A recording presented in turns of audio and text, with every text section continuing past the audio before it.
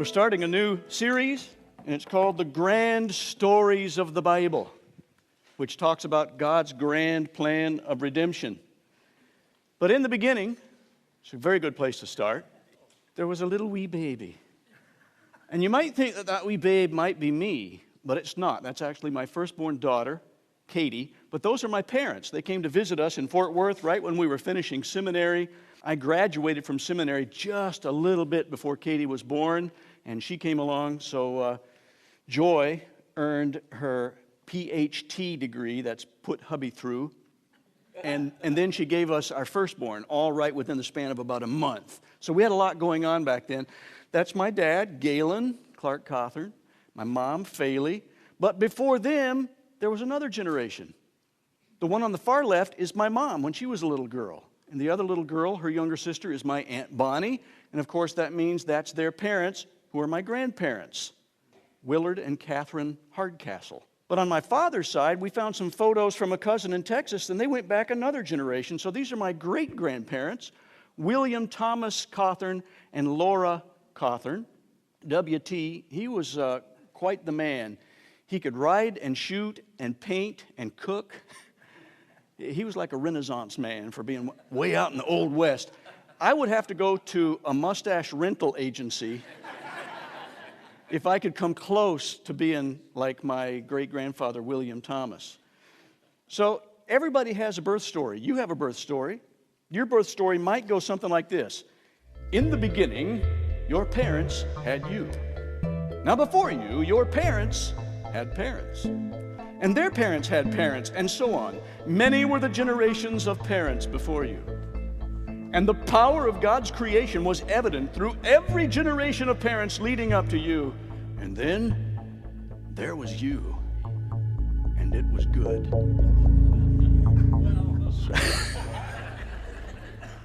Some of you are debating whether that last statement is true. I think it was good. It was good that your parents had you, Dennis. I would say that was a good thing. So could we expect the same kind of creation story if we were to go back up to Genesis 1? Do you think there's going to be something similar to that? Well, let's look at it and see.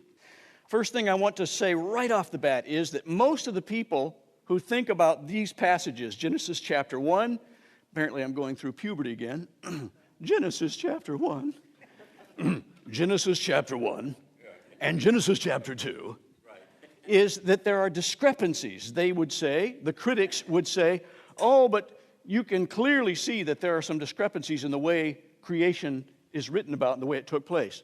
I would say, no, there's not. And let me explain why. If you look at Exodus 14 and 15, there are two stories, same event, two different styles of literature. One of them is a song. It's Miriam's song. The first event is what happens when Moses comes up to the Red Sea. They're being chased by the Egyptian army behind them. They got the chariots and everything. And all of a sudden they're at the sea and they're going, uh-oh, how do we get across there? I don't see the barge. There's no ferry to take us across. What's going to happen? And of course you know that Moses lifted up his arms and people were there to help him. And the Red Sea parted and the people went across on dry land. And then God kept his arms up with the help of others on either side of him until finally they got all the Israelites across, and then God pours over the sea on top of the Egyptian army and they all drown. But in chapter 15, it's Miriam's song about that. It's very lyrical. It's very poetic. There are repetitions that are seen in there because it's poetry, it's lyrics to a song. Same event, just two different ways of looking at it. Most people would say that Genesis 1 and 2 are actually the same event, but one is actually a song, and that would be chapter 1. And it's beautiful. If you can see the parallelisms, the chiasm, it looks literally like a puzzle that fits all together, and you got wonderful repetitions. It's clearly a literary style that's given there for us to show us how beautiful and symmetrical God's creation really is. Two genres, same event, no discrepancies. Just wanted to knock that one out of the park before we even get started today. Now, Genesis 1 and 2 doesn't go into a ton of detail. There's not a scientific treatise about how specifically creation took place. We just know that God spoke and it happened because God is more interested in showing us the why of creation than the how. And He's asking us to trust Him as we can, especially as we see all the rest of what plays out in creation. In the beginning, God created the heavens and the earth. Now the earth was formless and empty. Darkness was over the surface of the deep, and the Spirit of God was hovering over the waters. The word spirit there is the same word that talks about a mother bird hovering protectively over her chicks. Beautiful expression. And God said, "Let there be light." And there was light. God saw that the light was good, and He separated the light from the darkness. And God called the light day, and the darkness He called night. And there was evening, and there was morning, the first day. And God said, "Let there be a vault between the waters to separate water from water." So God made the vault and separated the water under the vault from the water above it. And it was so. And just in case you're wondering what that vault might be, God called the vault sky. And there was evening and there was morning, the second day. And God said, "Let the water under the sky be gathered to one place, and let dry ground appear." And it was so. God called the dry ground land, and the gathered waters He called seas. And God saw that it was what? Good. Then God said, "Let the land produce vegetation, seed-bearing plants and trees on the land that bear fruit with seed in it according to their various kinds." And it was so. The land produced vegetation, plants bearing seed according to their kinds, and trees bearing fruit with seed in it according to their kinds. And God saw that it was good. And there was evening, and there was morning, the third day.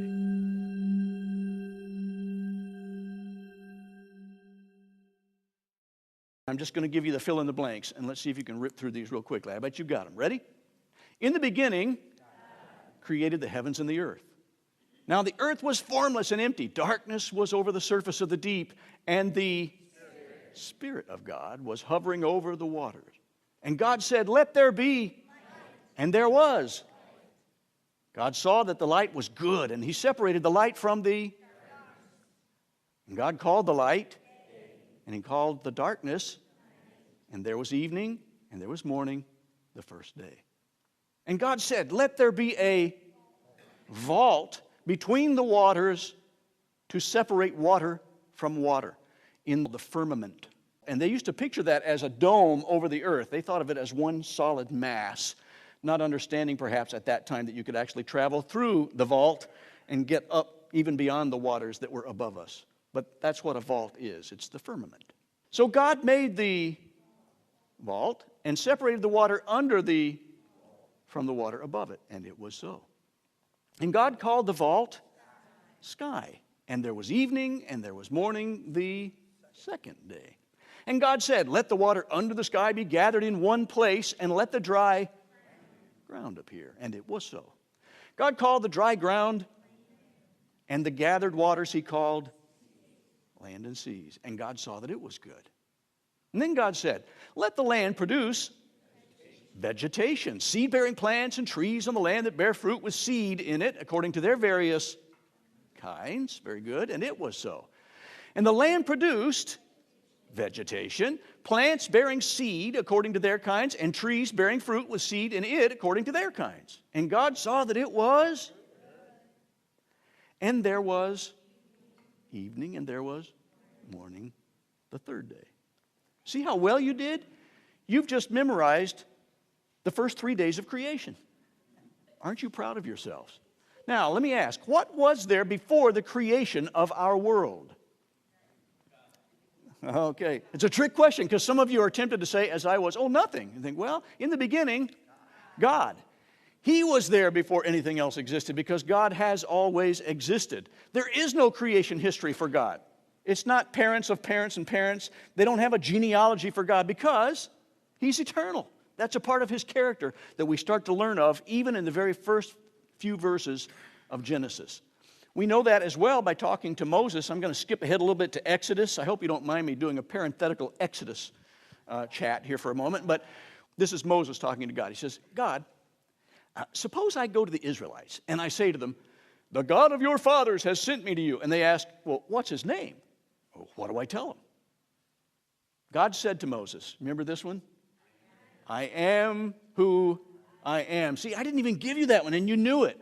God says to Moses, I am who I am. This is what you were to say to the Israelites. I am has sent me to you. What is so significant about I am? It's because there's no past tense. He didn't say, I wasn't, and then I was, and now I am, and I will be.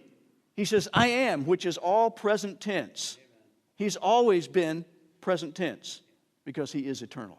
Now, we see both creative contrasts and separations in the creation. This is where it gets so poetic and symmetrical and beautiful. And it shows some more about God's wonderful creative genius and his intelligent design as we look at it. Here's some contrasts right there in verse 2. He moves from being formless into something formed.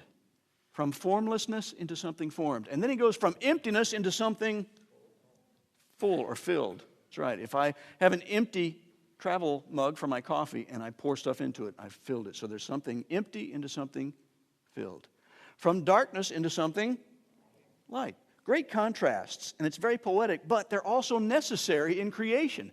As we start to think about the ramifications of that, we think, okay, well, what did that result in and why is it important?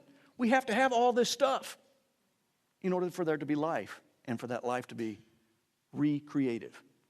Here's the separations that we look at. Verses 2 and 3. He separated the darkness from the light. He named light and darkness what? Day and night. There's a separation. Why would it be important for us all of a sudden as human beings living on an earth, a planet, for us to have both day and night? Oh my goodness, you have to have some rest. You have to have that recreation, the restoration of our bodies and souls and spirits. And so he created these seasons and even the night and day so that we can have rest because it's a part of living. He named light and darkness what? Day and night, resulting in what? That's exactly right. Then he separated the waters. Now there were two different kinds of waters. Where were these waters? One was below the vault, the other was above the vault. Interesting, isn't it? Before that, it was just this swirling stuff. And the Spirit of God was hovering above it like a mother bird hovering protectively above its chicks. And then he speaks all this stuff into existence, and suddenly we've got a vault here, we've got a sky, and you've got water both below it and above it. God said, let the water under the sky be gathered into one place. Let there be a vault. Yeah, and what did he name this vault? Sky, very good. And there was evening and there was morning the second day. You see, right off the bat, when he starts separating these things, because he's starting to give us a rhythm, an order, a created order, and he's doing that for our benefit. Separation of solid and liquid. What was the result of separating the gathered waters from the dry ground? Suddenly we have a place on which we can grow stuff, and we have a place in which the marine life can exist. And next he named something. What is it that he named next? He called the dry ground land. Verse 10. I wonder if he said, land ho. Probably not. And the gathered waters he called seas. So ever since the very beginning of history itself, recorded history, we can see that there were land and seas. And then he says, let there be what? Verse 11. Vegetation. Very good. What is it that's so important about having this vegetation? Food. We have to have something to eat. Absolutely. And then at the end of this day, with land and seas and plants and trees, it kind of rhymes, so I put it that way. What happens? There is evening and there is morning. So there's another day. Evening and morning, the third day. Now, here's something I had left out.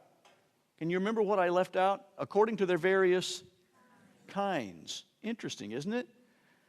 Apples and apricots, peaches and pears, each with their seeds, because God really cares. I just made that up. Yeah, yesterday. But we needed those different kinds. Why is it important that we have these different kinds? Because what if he only made lima beans? There'd be so many people in the Garden of Eden that would be going, nah, I'm not eating that. Forget it.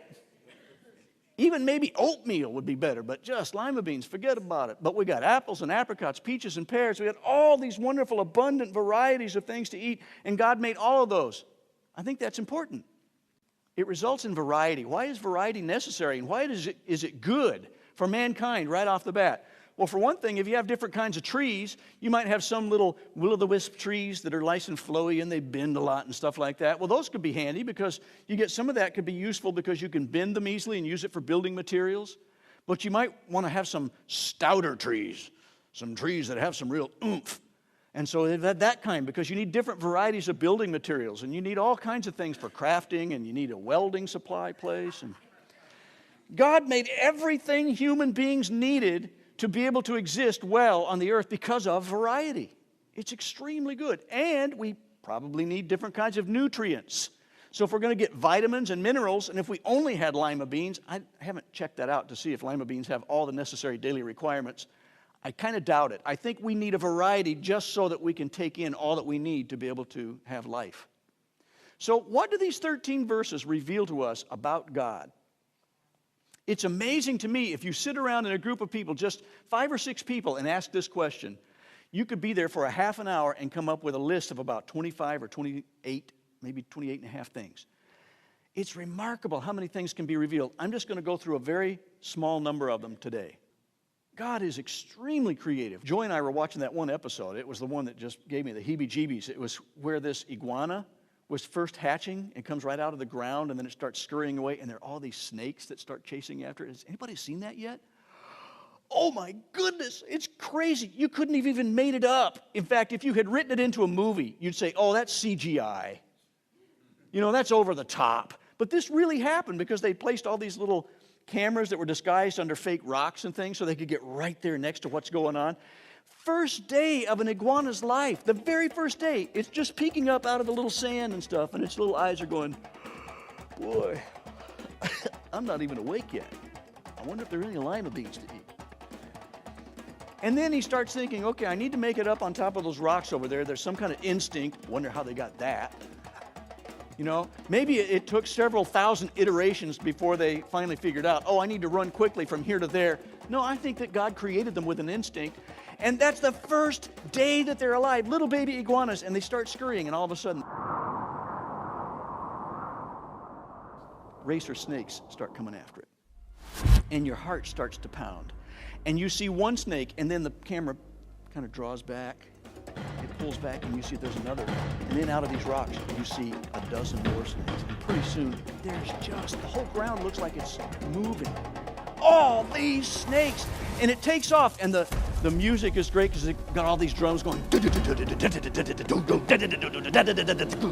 And your heart's doing that.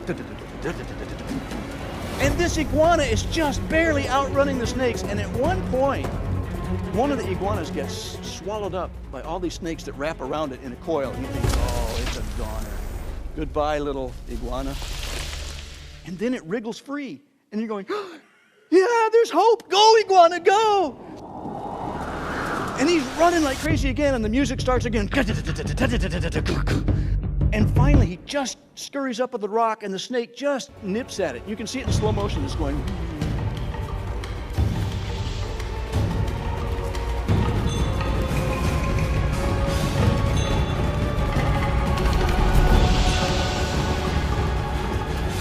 Yeah! The iguana made it! When you see all the incredible, creative varieties of plants and animals on this planet, I just have a real hard time thinking that all that came to be by random chance. I can't go there. I just can't believe it. I think there's too much intelligent design to show that God is extremely creative. He's extremely intelligent. We're looking at the Truth Project, at some of the little machines that are inside each one of our individual cells, and they each have a little part to play. One little machine goes over here, grabs a little piece of protein, comes over here, inserts it in the right place. And if we could hear all that's going on in our cells right now, we would be amazed. God is so intelligent. He provides for all living things. This whole ecosystem that we enjoy, God did that, and He did it on purpose. And so we understand that He's creative, He's intelligent, and He's a provider. He created so that life could produce more life. Isn't that interesting? He was looking long term. He was planning ahead, because if you see, even as we discussed on Christmas Eve 3 weeks ago, about even something as common as a little chicken egg that becomes a source of wonder as we understand how that all works together, just so that one little chicken can give birth to an egg. I don't know, do they give birth to a hatch? What does a chicken do? What? They lay an egg, and to have all the intricacies going on in that one little egg, for that to take place, it's incredible. He created life so that it could produce more life. His design reveals his care. How many of you parents have received a handmade Valentine card from one of your kids before? Isn't that sweet? What is it about the little designs and things that they do on it that reveals something about your kid? They care. They wouldn't have taken that. If they didn't really care, they'd just go, yeah, here's a heart. There you go. Happy perfunctory Valentine's Day. I got it done, checked it off my list. But instead, they cut little snowflakes or little, no, it's not snowflakes and Valentine's, little hearts. So the chicken lays an egg, and at Valentine's we make hearts. I'm getting it. Okay, got it. And if you fold the paper and draw half a heart and cut along that and you pull it open again, you know, it's just so symmetrical and everything like that. Isn't that cool? It shows that they care about you. All the incredible complexity in God's creation shows that He actually cares about us. He cared enough to make His creation enjoyable for us. He planned ahead. How about those seeds in the trees and the fruit that was born from them and in the vegetation? Why would the seeds be necessary? Because if He created it the first time with no seeds, you get one good crop, and you go, oh, not a very good growing season in year 2. God knew what He was doing because He's propagating life that can produce more life. The orbits of all the planets, the axis tilt for the earth just right. I don't know that it would be such a boring planet if we didn't have an axis tilt. Just think of that. The seasons, that's why we're enjoying this wonderful balmy January weather in Michigan. We love this kind of year, don't we? 7, He planned for creation to last a very long time. And I think it's important for us to realize that. That means that we believers in a creator God and in His Son Jesus Christ, who died for us, should be people who would really be proponents of saving our planet and doing good things for it. We got to take good care of it. That's good stewardship. So even though I have kind of probably made fun of some tree huggers in my day, I understand that you can take that too far. You can go to an extreme because you don't understand that the world is given to us to use up. There are commodities that are there for us to use for our benefit. So we shouldn't elevate a spotted owl above a human baby, for example. But we do know that we need to steward this planet well. We need to be thinking about what we can do to protect it. He planned for creation to last a long time. And then we also find out that He created the world as something good. Why is that so important? When you think about even some of the other mythologies that are surrounding creation, different kinds of creation myths, the Greeks would always say that the earth was created out of something, and it usually revolved around different kinds of gods. They had this pantheon of gods. You'd have this god who'd get mad at that god, and they would have a battle. Boom! It'd be like some of the big movies that are coming out from Marvel and things. And then as soon as they would defeat this other god, then all of a sudden his blood would run into the ground, and the guy would point to that blood and use it and start to form it into something else. There's some weird creation myths out there. And it always started that there was something to create from to begin with. The Christian history of creation, it's not a mythos of creation, it's a history of creation given for us in God's inspired word, is unique. Why is that? Because He created ex nihilo, something out of nothing. No other creation myth has that basic thing happening here. God, who was eternally existing, created all this out of nothing. Incredible when you think about that. Now, another thing about the ancient mythology about creation. Usually, there are all these battles and these things that were terrible and bad. The earth is kind of a bad thing. And so their emphasis was on getting to the afterlife, because you think, man, if you can just survive life on this planet, you can slog your way through, and if you're lucky, maybe you can make it through a few years before you get swallowed up by the badness that is the earth. And so the earth was always considered sort of a bad thing. You even have some people that would think of a dichotomy, and they would say that the body and the spirit are two different things, and anything related to pleasure is awful. But God says, no, wait a minute. I've created this good. I've even created pleasure for you good. I want you to enjoy life. I want you to enjoy each other. Married people, I want you to enjoy all the things I've given to married people. All the food that I've given to you, including the varieties. You don't have to get stuck with just lima beans. God wants us to enjoy His planet and everything that is in it, and He wants us to care for people. So Christians, of all people, ought to be champions of social justice, for example. We ought to be caring for other people, and this church does a good job of doing that. Modern mythology kind of takes a pendulum swing the other way. The ancient mythology says the earth is bad, we got to escape it, can't wait till we finally get to the afterlife, because that's where the real good stuff happens. The modern mythology says, nah, matter is all that matters. We're just here because of random chance and some great explosion. And so if that's the case, then matter is all we have. There is no afterlife. We become worm food when we die. So might as well eat, drink, and be merry, because this is all we've got. And so you've got this huge pendulum swing. You've got on one side, you've got the ancient myth. Other side, you've got the postmodern, post-Christian myth. Somewhere in the middle is this wonderful thing that God created for us. He gave us an earth, and it is unique, and it's supposed to be for good. Now, we haven't gotten to the part, that's going to be a little bit further in as we get into the fall. We're going to find out that all that goodness that He created for us got messed up.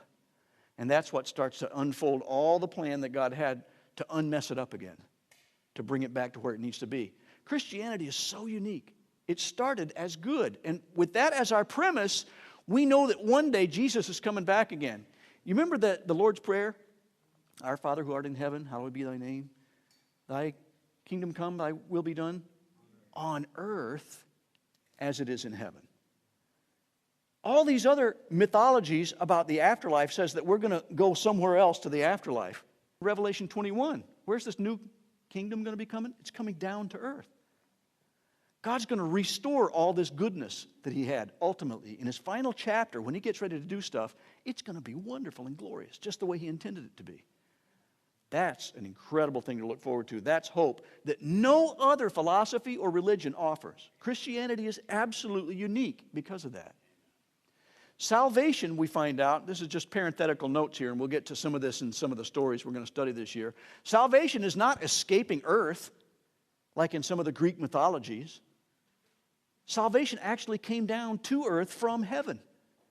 He was even a foreshadowing of what's going to happen when heaven comes to earth.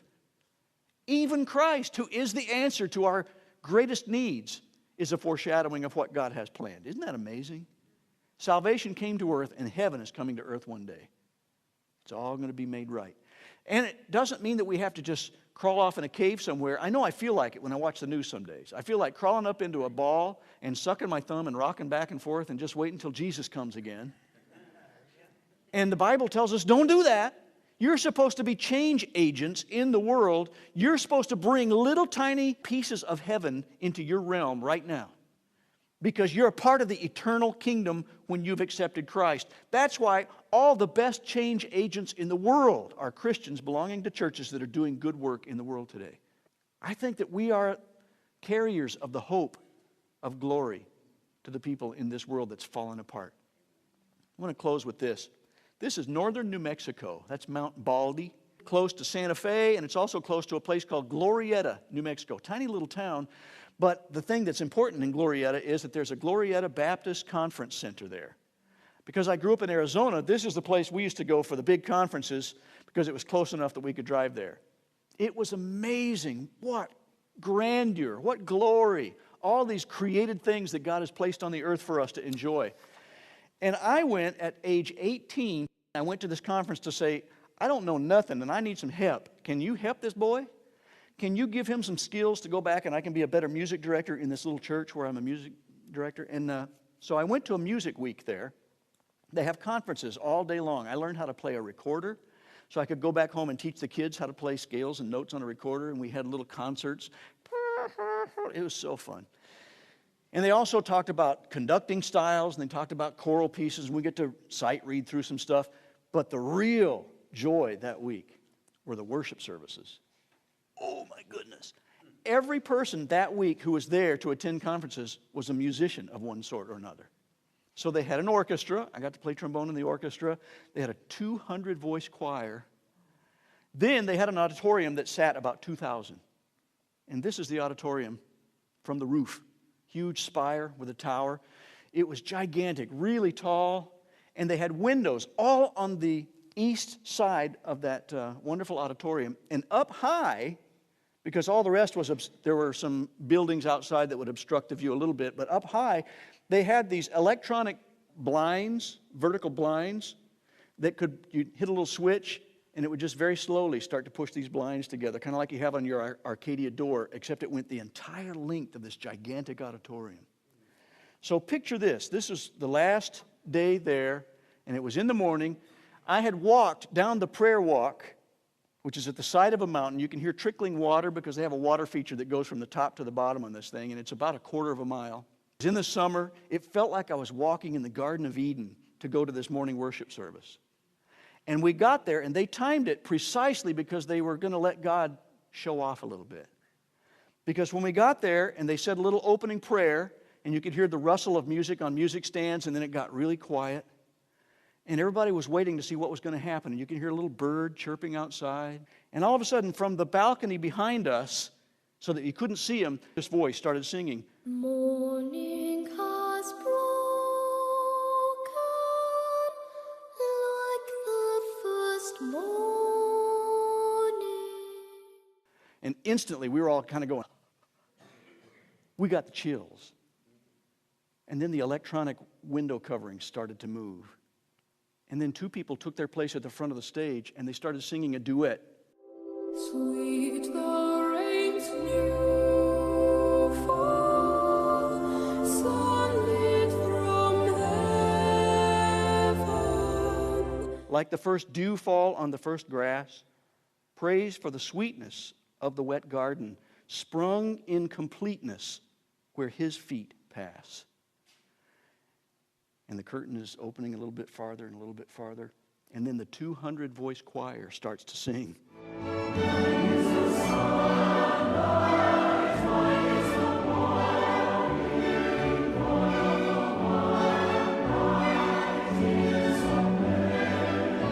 And just about then, the sunlight just streamed into that auditorium. It was beyond description to be a part of that and to hear all these voices. And then on the final verse, they asked all the congregation to stand, and 2,000 musicians were singing.